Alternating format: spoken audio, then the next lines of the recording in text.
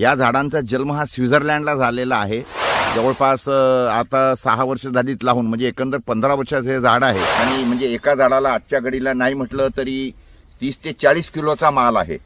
40 kilo गुणीला 100 रुपये जरी पकडले तर 4000 रुपये होतात। हे पहिलं वर्ष आहे ज्याच्यामधून कमर्शियल क्रॉप आपल्याला थोडं बहुत इथं दिसत आहे।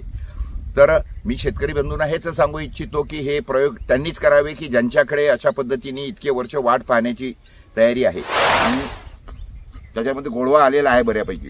पण जेव्हा पूर्ण पिवळं होईल त्यावेळेला आपल्याला याची खाण्याची मजा येईल। मित्रांनो, आपण पाहत आहोत खजुराची शेती।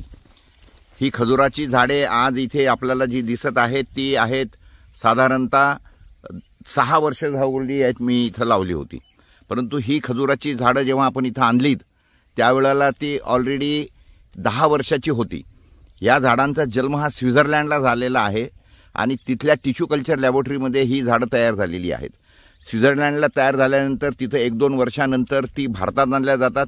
भारतातल्या वेगवेगळ्या प्रांतातल्या उष्ण कटिबंध असल्यामुळे तिथे ती ठेवल्या जातात आणि त्याच्यानंतर मग ती रायपनिंग चेंबर जे असतात यांचे इथले तयार होण्याचे त्याच्यामध्ये ठेवले जातात। ही झाडं जवळपास नागपूरला, राजस्थानला 3 वर्ष होती। त्याच्यानंतर ही झाडं मग नागपूरला 3 वर्ष होती। त्याच्या अगोदर ती स्वित्झर्लंडला 3 वर्ष होती। अशी जेव्हा आम्ही आणली त्यावेळेला ही झाडं जवळपास 10 वर्षाची ऑलरेडी झालेली होती। म्हणजे आज आपण हे एक झाड जे पाहत आहात, हे झाड जे आहे हे झाड जवळपास 15 वर्षाचं झाड आपण पाहत आहात। इथे लावून आम्हाला याला 6 वर्ष झालेली आहेत आणि जेव्हा लावलं त्यावेळेला हे ऑलरेडी माझ्या छातीच्या एवढं होतं आणि त्याच्यानंतर हे जवळपास आता 6 वर्ष झालीत लावून, म्हणजे एकंदर 15 वर्षाचं हे झाड आहे आणि ह्याचं फळं येण्याचं हे जे वर्ष आहे हे वर्ष जे आहे हे जवळपास 3रं वर्ष आहे।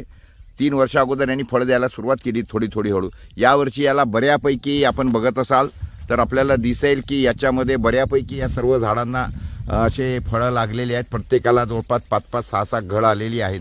काही घड आपण बघत आहात की ही घड जवळपास नाही म्हटलं तरी 10-10 किलोची काही घड आहेत। काही घडांना 3 किलो 4 किलो माल लागलेला आहे।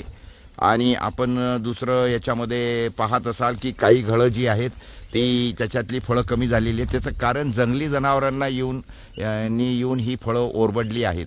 आता ही खाली आहेत म्हणून, पण अजून 1-2 वर्षानंतर ही फळं जेव्हा वर जातील त्यावेळेला मग जंगली जनावरांचा असा त्रास होणार नाही। आज मात्र आपल्याला ह्याचा त्रास हा आपल्याला असा इथं दिसतो आहे। पिवळी व्हायला लागलेली आहेत फळं। आता याच्यामध्ये जर तुम्ही बघितलं तर जवळपास ही जर फळं खाल्लं तर याच्यामध्ये बऱ्यापैकी गोडवा आलेला आहे असं आपल्याला दिसेल आणि ह्याच्यामधून आपल्याला समजून येईल की हे, आणि साधारणतः ही फळं जी आहे ती 100 रुपये किलोनी मार्केटमध्ये विकल्या जातात आणि म्हणजे एका झाडाला आजच्या घडीला नाही म्हटलं तरी 30 ते 40 किलोचा माल आहे। 40 किलो गुणीला 100 रुपये जरी पकडले तर 4000 रुपये होतात।